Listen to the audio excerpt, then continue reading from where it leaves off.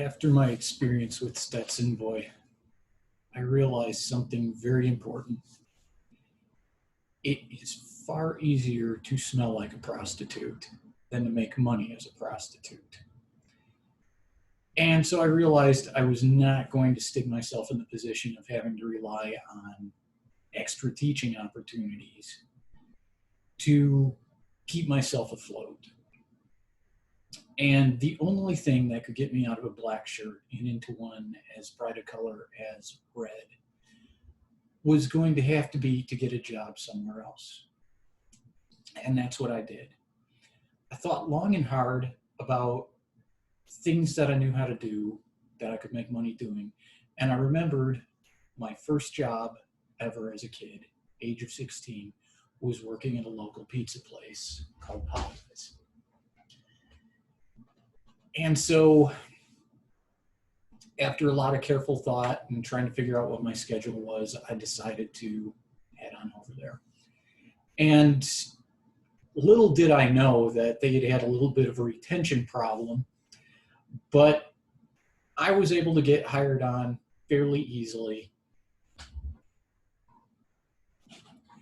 And I had to suit up.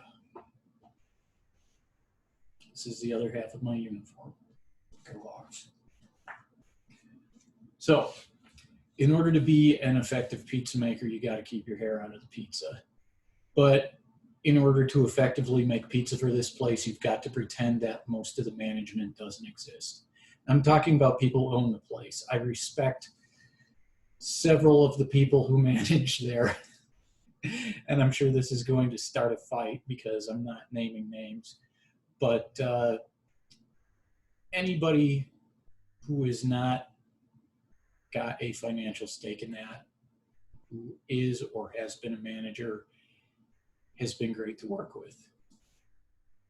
And this is one of those sort of lesson story kinds of situations, because a lot of you are going to have to take jobs that you hate when you graduate. It's just going to be the nature of the beast, especially in this economy. There are places that are going to need people, and you're going to step into that role, and you're going to think, God, this sucks. And it's okay. The best thing about jobs like this is you can have so much fun working at them. I mean, the level of absurdity is through the roof. And the awesome part of that is you can be replaced really easily, but you can replace this job really easily too. If you just can't put up with the bullshit, walk. There is absolutely no shame in stepping out, as long as you don't screw the people you like to work with when you leave. Go for it. Don't take any shit off any managers. Don't take any shit off any owners.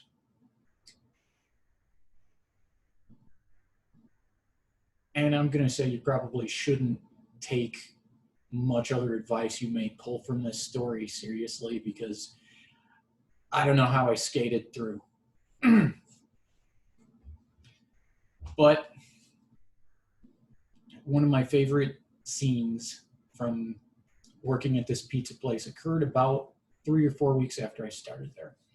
Now, when I was 16, I originally worked on the pizza line and got moved over to the buffet because I was kind of slow at making pizzas, which, you know, we had a lot of people working on the pizza line who were really good and really fast and had been there a long time, so it just was the way it was. When I started back there, there were 2 Mexican gentlemen who were roughly middle-aged, and one other pizza maker who was a college student. And I trained under all of them and kind of acquitted myself as knowing what I was doing. There was not a steep learning curve. I'd already had all the training. Even though it was considerably long after I had left the pizza place, I still knew the basics, just had to brush up. So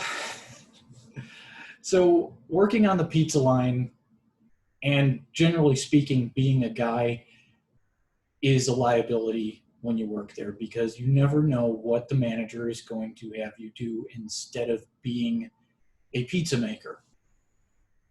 And it was a Saturday night, and I was working with the college student whose name is Sam. And some situation was going on the roof. I was still learning the ropes and trying not to get in Sam's way too much, because he's that kind of person who has this level of competence that is so inspirational. You're desperate not to screw up around that person. So I was trying to be on my best behavior and not make his job any harder than it already was, which was about to get complicated because the guy who owns the place likes to utilize his workers in various ways while they're on the clock there. And he came and got Sam and asked him to do something on the roof of the pizza place, which is normal. I've been up there too. Apparently there's a model of air conditioning unit that has the filter installed outside. So you have to go all the way up on the building, remove outer housing plate B, and pull this thing out, go back down, get the filter and install it. And then, anyway, Sam had to go. It was quiet that night till I was by myself. And within a matter of maybe 5 minutes, about 3 tickets for orders spit out of the receipt machine that were longer than my arm. And I looked at them and I thought, I can try it, but there's going to be some awfully pissed off people because there's no way I'm going to keep up with any of this. So I went and got the boss. He, back in my teen years, was a force to be reckoned with on the pizza line. He may have lost a few steps in the 20 or so years that had been, but he could still help out. So I went to him and I said, hey, I'm going to need some help on the pizza line. There's like 3 tickets longer than my arm. And he looks me dead in the eye and says, well, where's Sam? I said, Sam's on the roof. Well, who sent him up there? Are you messing with me? You did. Well, that wasn't a very good idea, was it? So we went over the pizza line, and I don't even know how to describe how quickly things can go off the rails when you've got somebody who's not fully paying attention to what the tickets say. And within minutes, I was having to remake pizzas that I'd already made. I think I was more behind with his help than I was without it. And at some point, Sam was rendered in a position where he could finally come back and help. And all I could do was apologize. It's like, dude, I had no idea what to do. And he's like, it's fine. It's fine. Just, this is a lesson. Never ask Chuck for help. Good to know. So that was one of the really absurd things that happened to me. There were lots and lots of other things. I mean, thunderstorms, power outages, you name it. But